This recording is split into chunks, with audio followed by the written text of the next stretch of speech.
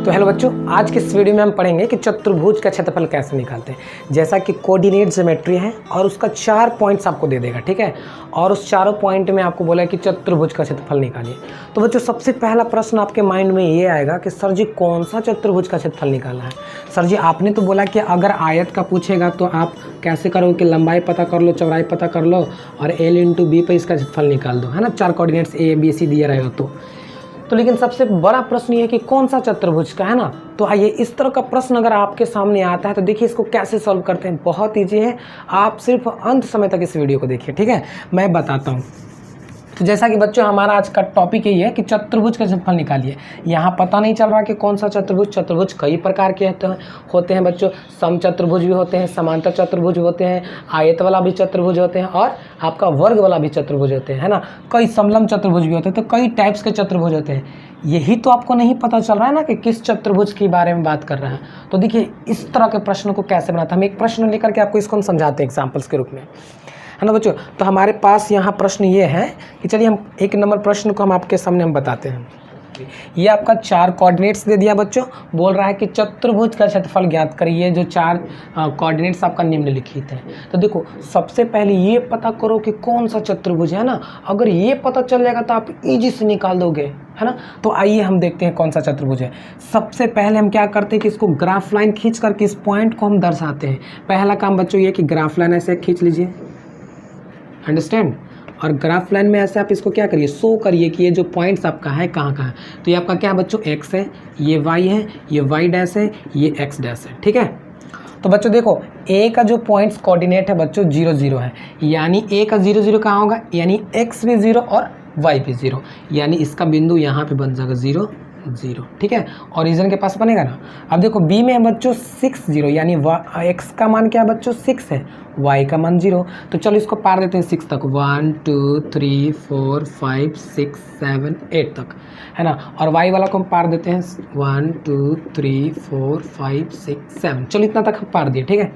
अब देखो b का कोऑर्डिनेट को हमको क्या करना है, इसमें शो करना है ग्राफ में कहाँ है, पोजीशन बताना है। यानी b का कोऑर्डिनेट है जो बच्चों 6 और 0 होती है, यानी x का मान क्या है 6 है। तो कहाँ है x का मान, प्लस में है ना, तो प्लस की ओर जाएंगे, माइनस आता तो इधर आते हैं, है ना। तो सबसे पहले x होता है बच्चों, तो x कहाँ है यहाँ 1 2 3 4 5 6, यहाँ पे आपका आ गया क्या 6, और 0 कहाँ आएगा बच्चों, 0 यहीं पे आएगा ना। यानी कहने का मतलब है कि x एक्सिस पे y का मान 0 होता है। तो यहाँ का कोऑर्डिनेट हम लिख लेंगे बच्चों 6 और 0, ठीक है। नेक्स्ट तीसरा आपका क्या बच्चों 4 3, यानी x का मान 4 कहाँ है 1 2 3 4, ये तो आपको करने आता है, 4 यहाँ पे चल रही है, और y का मान 3 कहाँ है बच्चों, तो 1 2 3, यानी इसके सामने ऐसे आ जाइए कुछ, आई थिंक 1 2 3 4 ना, 4 1 2 3 4, इसके सामने यानी ऐसे कुछ यहाँ पे बनेगा बच्चों पॉइंट ऐसे। इसको मिटा देते हैं, ये सीधा के लिए किए थे ऐसे। आपके कॉपी में क्या होगा कि ग्राफ ऐसे बनाया हुआ रहेगा, डायरेक्ट आप पॉइंट कर देंगे, ठीक है। सही है ना, इसके सामने थोड़ा सही है, चलो सही है, ठीक है बच्चों। दूसरा जो आपका पॉइंट तीसरा हो गया ना, चौथा पॉइंट 0 और 3, यानी x का मान 0 कहाँ है बच्चों यहाँ, y का मान 3 कहाँ है, तो 1 2 3 यहीं पे ना। चलो तो यहाँ पे ऐसे कर दो पॉइंट, यानी देखो ये इस पे हम यहाँ पे किस लिए किए बच्चों, यहाँ पे हम इसको इसलिए कर दिए हैं कि यहाँ पे y का मान 0 है तो x एक्सिस पे y का मान 0 होता है। ये तो आपको बैठाने आता है ना। अब इन चारों लाइन को ऐसे मिला दीजिए बच्चों, देखो हम चारों को ऐसे मिला देते हैं तो क्या बन जाएगा, ये शेप मिलाइए, देखते हैं ये कौन सा शेप बनता है, उसका क्षेत्रफल आपको निकालना है। बस 1-2 प्रश्न आप समझ जाइएगा ना बच्चों, तो कोई प्रॉब्लम ही नहीं होगा। यहाँ हो गया, फिर यहाँ से ऐसे ऐसे ऐसे ऐसे इसको यहाँ तक आ गया, फिर यहाँ से इसको ऐसे ऐसे कर देंगे बच्चों इसी पे, तो कहाँ तक, आई थिंक ये वाला जो है इसको नीचे ऐसे मिला देंगे, और एक यहाँ जो बच्चों यहाँ ऐसे कर देंगे, ठीक है। ये वाला भी छोड़ दीजिए, अभी आप समझ में ये वाला आपको नहीं आएगा। मेन हमारा फिगर क्या बन रहा है, यहाँ से ऐसे, यानी बच्चों नाम अगर देना चाहेंगे तो दे दीजिए A B C and D, सबका कोऑर्डिनेट डाल दीजिए बच्चों। इसका कोऑर्डिनेट क्या हो जाएगा, इसका कोऑर्डिनेट आई थिंक बच्चों 6 0 हो गया, इसका कितना 4 3 हो जाएगा, इसका कितना हो जाएगा बच्चों 0 3, तो 0 और 3, ठीक है, सबका कोऑर्डिनेट डाल दिए, बस एक बार इसको समझ लो, उसके बाद वीडियो बंद करना चाहोगे कर देना, कोई दिक्कत नहीं है। ठीक है, यहाँ से यहाँ तक ऐसे कर दिए बच्चों। ये देखिए आपका कौन सा शेप बन रहा है बच्चों, ना ही एक तरह से आयत बन रहा है, ना ही एक तरह से ये वर्ग बन रहा है। तो इसका आपको क्षेत्रफल निकालना, यानी यहाँ से यहाँ तक का जो ऐसा डिस्टेंस है ना बच्चों, ये वाला ऐसे यहाँ से यहाँ। तो देखो इसका क्षेत्रफल आपको निकालने के लिए एकदम बेस्ट तरीका बताते हैं आपको। क्यों ना हम यहाँ से एक ऐसे परपेंडिकुलर इस पर डाल दें। ठीक है, तो देखो बच्चों यहाँ से यहाँ तक एक आयत बन जाएगा, इसका नाम दे दीजिए आप क्या, ई। तो देखो डी सी ई ए, एक तरह से क्या बन जाएगा बच्चों, आयत आपका काम करेगा। किसका काम, आयत का काम करेगा। यानी बच्चों ये आयत आपका बन गया, क्या बन गया, आयत। आयत और ये एक तरह से क्या बन गया बच्चों, तो त्रिभुज बन गया। क्या बन गया, त्रिभुज। और देखो बच्चों आयत का क्षेत्रफल निकाल लो, त्रिभुज का क्षेत्रफल निकाल के दोनों को जोड़ दो, ये पूरा का क्षेत्रफल निकल जाएगा कि नहीं, समझ में आया। यानी आयत का क्षेत्रफल निकाल दो और ये आपका त्रिभुज का। सर जी क्षेत्रफल कैसे निकालेंगे आयत का, ये कोऑर्डिनेट्स वाला। तो देखो मैं बताता हूँ कैसे। आप जनरली जानते हो बच्चों कि आयत का क्षेत्रफल का फॉर्मूला क्या आता है बच्चों, लंबाई गुने चौड़ाई, यानी L इंटू बी होता है ना। उसके बाद आ जाओ, अब देखो त्रिभुज का क्षेत्रफल क्या होता है बच्चों, तो त्रिभुज का क्षेत्रफल का फॉर्मूला क्या होता है बच्चों, तो 1/2 आधार है ना गुने ऊंचाई। ये होता है कि नहीं बच्चों, ये होता है ना। इसको इंग्लिश में हम लोग क्या बोलते हैं, 1/2 b इंटू एच, यही बोलते हैं ना। चलो इतना हम कर दिए, अब इसका क्षेत्रफल निकाल लो, इसका क्षेत्रफल निकाल के दोनों को ऐड कर दो, पूरा का क्षेत्रफल निकल जाएगा। अब बात रही कि कैसे निकालेंगे, आ जाओ।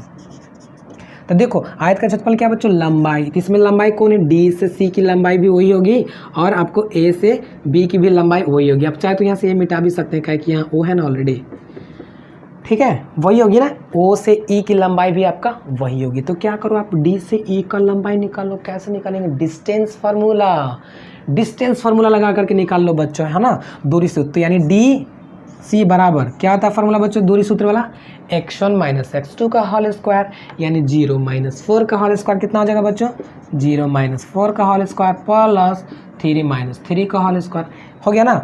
चलो 0 में से 4 घटाएंगे तो कितना आएगा बच्चों, 4। 4 का स्क्वायर करेंगे तो 16, अब प्लस 3 में से 3 घटाएंगे 0, 0 का स्क्वायर करेंगे 0, और रूट में है तो रूट डाल देंगे। 16 में 0 जोड़ेंगे तो 16, 16 का रूट निकालेंगे तो बच्चों 4 आ जाएगा। कितना आ गया बच्चों, इसका 4 यूनिट आ गया। ठीक है ना, यूनिट इसलिए देते हैं क्योंकि कोई भी सिंबल नहीं ना, जैसे कि कोई भी आपका यूनिट नहीं दिया, जैसे कि सेंटीमीटर, मीटर, है ना, तो इसलिए हम यूनिट लिखते हैं जब कुछ नहीं दिया रहता है तो। ठीक, तो डीसी आपका निकल गया ये। अब बताओ बच्चों डीसी जितना होगा, ये 4 यूनिट कितना निकला, 4 ना, तो ये भी आपका 4 ही होगा ना। यहाँ से यहाँ तक का भी आपका 4 ही होगा, है ना। ऐसे भी देखिए ना, 1 2 3 4 डायरेक्ट 4 है तो 4 यहाँ से है, और यहाँ भी आपका डायरेक्ट 4 है तो 4 यहाँ से भी आप निकाल करके बना सकते हो। लेकिन हम एक प्रोसेस बना दिए कि बहुत बच्चे को नहीं समझ में आएगा। आप चाहो तो यहाँ से भी गिन सकते हो। देखो यहाँ से यहाँ तक का दूरी कितना है बच्चों, 4 है ना, 1 2 3 4, यहाँ से यहाँ तक का 4 है ना।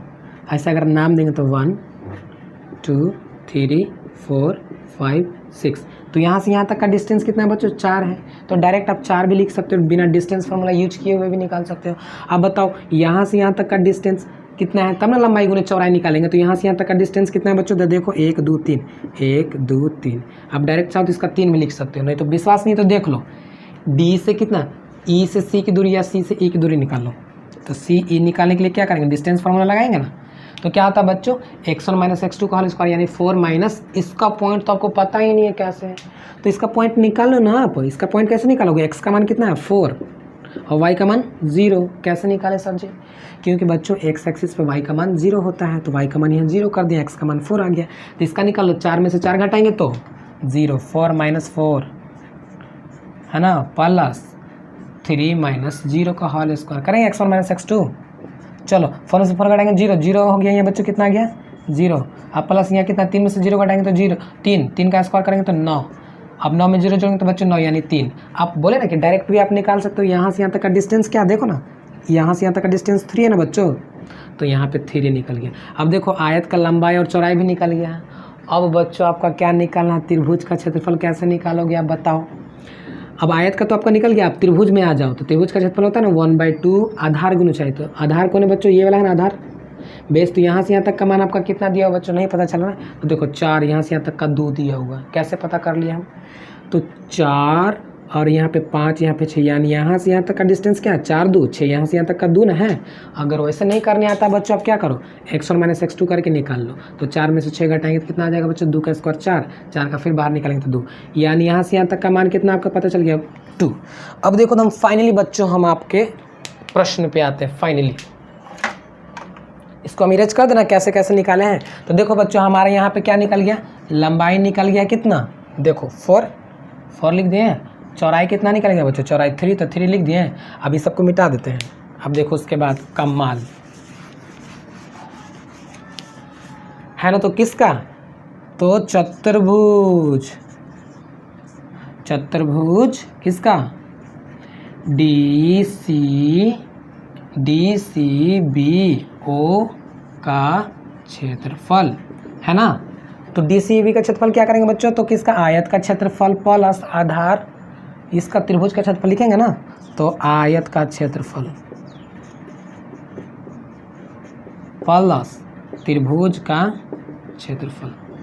देखो तुम सिंपल, आयत का क्षेत्रफल क्या होता है बच्चों, L इंटू बी कर दिए प्लस। अब देखो त्रिभुज का क्षेत्रफल क्या होता है बच्चों 1/2 आधार गुणा ऊंचाई यानी b इंटू एच। चलो लंबाई कितना निकाले हो बच्चों 4 डाल दो, चौड़ाई कितना निकाले बच्चों 3 डाल दो, प्लस 1/2 डाल दिए है ना। अब बताओ b कितना दिया हुआ है, यानी बेस, इसको आधार बोलते हैं। आधार कितना, आधार नीचे वाला को बोलते हैं ना त्रिभुज में। तो आधार आप कितना 2 है, क्योंकि 4 और 6 के बीच की दूरी क्या है बच्चों 2 है ना, 4 2 6 यानी 2। h कितना है बच्चों, h आपका कितना 3 निकाले हो तो 3 डाल दो। ये आपका किसका काम करेगा, ऊंचाई का भी काम कर रहा है और ये आयत का चौड़ाई का भी काम कर रहा है ना। चलो ये 2 से 2 कट गया ना बच्चों। अब 4 3 12 प्लस 2 कट गए, कितना आ जाएगा बच्चों यहाँ पे 3 में से गुणा करेंगे तो 3 ना। इन दोनों को जोड़ेंगे तो बच्चों कितना आएगा 15 यूनिट स्क्वायर। कितना सिंपल था, निकल गया ना। अब देखो पूरा का क्षेत्रफल कितना निकल गया बच्चों 5 3 15 यूनिट स्क्वायर, एकदम सिंपल था ना।